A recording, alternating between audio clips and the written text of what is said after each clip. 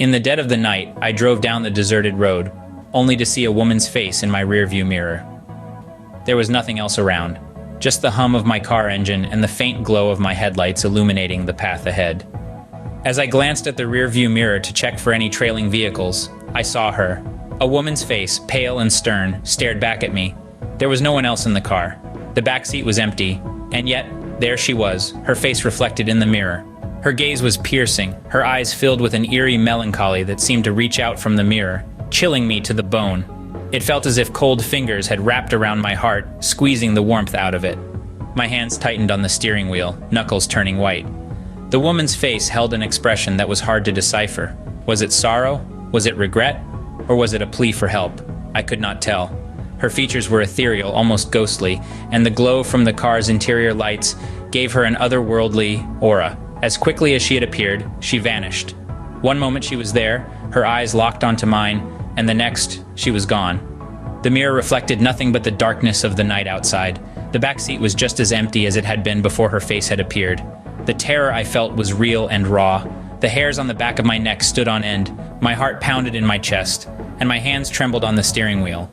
I was alone in the car, yet I had never felt less alone in my life. As I continued my journey, the rearview mirror remained hauntingly empty, yet the woman's face was etched into my mind. The image of her haunted me, a specter in the night forever imprinted in my memory. I found myself standing in front of a forgotten cemetery, the cold wind carrying whispers of the past. The tombstones, weathered by time and neglect, loomed ominously around me. An uncanny stillness permeated the air, yet I felt an inexplicable sense of being observed. The wind began to carry faint murmurs, as though the departed were trying to communicate through the veil of the beyond. These whispers, barely perceptible at first, gradually became more insistent, echoing in my ears. Their intensity stirred a primal dread within me, a fear that transcended logic and reason. I could not discern the words, but the desperation in their tone was unmistakable. It was as if the spirits of the forgotten were pleading, yearning for something beyond my comprehension. Overwhelmed by a terror I'd never before experienced, I fled the cemetery. My heart pounded in my chest like a drum, echoing the spectral whispers that seemed to chase me. The whispers faded as I put distance between myself and the cemetery, but the feeling of unseen eyes on me lingered. The memory of that day haunts me still, a chilling reminder of the forgotten cemetery and its spectral inhabitants. In the quiet of my home, I heard the pitter-patter of small feet running down the hallway. It was a sound familiar to any parent, yet it was out of place in the stillness of my solitude. Like a child's laughter echoing through an empty playground, this laughter was not joyful, but eerie, chilling, and out of place. It was the sound of the impossible, the sound of my worst fears come to life. The laughter resounded, bouncing off the walls, filling the air with a spectral dread. I could feel the hair on the back of my neck stand as I rose from my chair, drawn towards the uncanny sound like a moth to a flame. I followed the sound, my heart pounding in my chest as I ventured deeper into my own home, a place that now felt foreign and hostile. I searched each room, my eyes straining in the dim light, my ears pricked for any sound. The laughter seemed to come from everywhere and nowhere at once, a phantom sound that defied logic. Every corner I turned, every door I opened, I expected to come face to face with the source of the sound. Yet, each room was empty, each corner devoid of life. As abruptly as it started, the laughter ceased. The house fell into a deafening silence, a void that seemed to swallow every other sound. The absence of the laughter was even more terrifying than its presence. It was as if the house was holding its breath, waiting for something, and I was caught in the middle of its anticipation. I stood in the center of the silent house, my heart pounding against my ribs, my breath caught in my throat. It was a silence that screamed in my ears, a silence that was more terrifying than the ghostly laughter that filled it moments ago. The silence echoed with the remnants of the spectral laughter, a chilling reminder of the ghostly presence that had invaded my solitude. As the silence stretched on, I realized I was not alone in my home.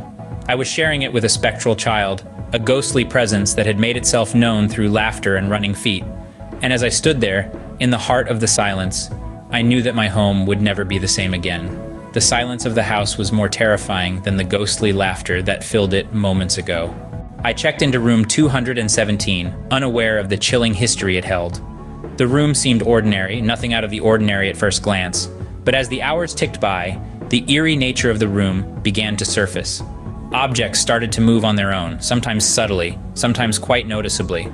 The remote control, the water glass, the curtains, they all seemed to have a life of their own. The air grew heavy, the temperature dropped, and I could feel a presence. It was like someone was watching me, their gaze cold and unyielding. I could sense them in the corner of the room, in the mirror, in the shadows that danced on the walls. It was unsettling, to say the least. As night fell, the room became a stage for the supernatural. The lights flickered, casting ghostly shadows on the walls. And then it appeared. A figure, ethereal and translucent, standing right in the middle of the room. It was there, yet not there. It was a sight that made my blood run cold. The figure didn't speak. It didn't move. It just stood there, staring at me with its hollow eyes.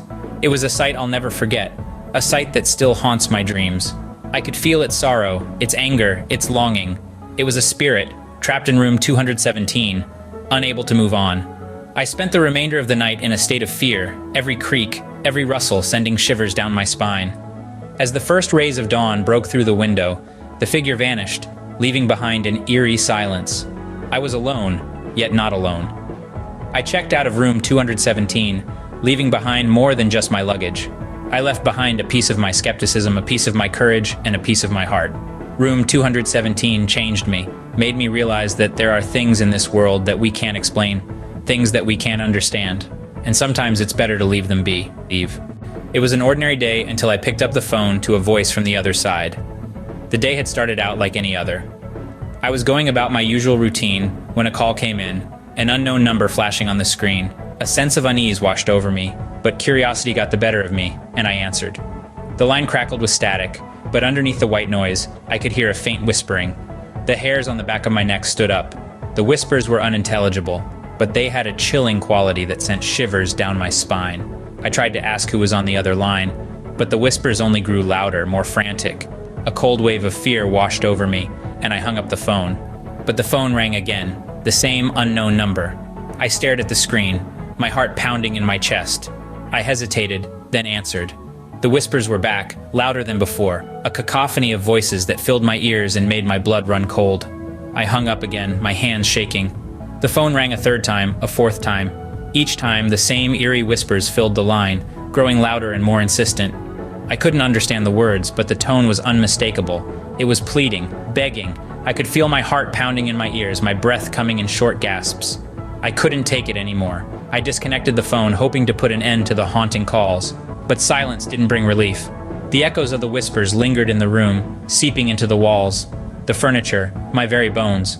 I was alone, but I wasn't. The phantom caller had left its mark, and even though the phone was disconnected, I could still hear its whispers. I disconnected the phone, but the haunting whispers continued to echo in my mind. As I recount these chilling tales, I can't help but feel a shiver run down my spine. These are not mere fictions spun from the depths of an overactive imagination. No, these are real experiences, lived by real people. The haunted hotel room, the forgotten cemetery, the apparition in the rearview mirror, the ghostly child, the phantom on the phone. These are all stories that have left indelible marks on the lives of those who experienced them. Each one is a stark reminder of the unseen world that exists just beyond our understanding, a world that occasionally bleeds into our own in ways that chill the blood and haunt our dreams. These tales of the paranormal serve as a reminder that we are never truly alone, and that sometimes the things that go bump in the night are more than just figments of our fear. If these tales sent a chill down your spine, don't forget to hit the like button and subscribe for more. Until next time, keep the lights on.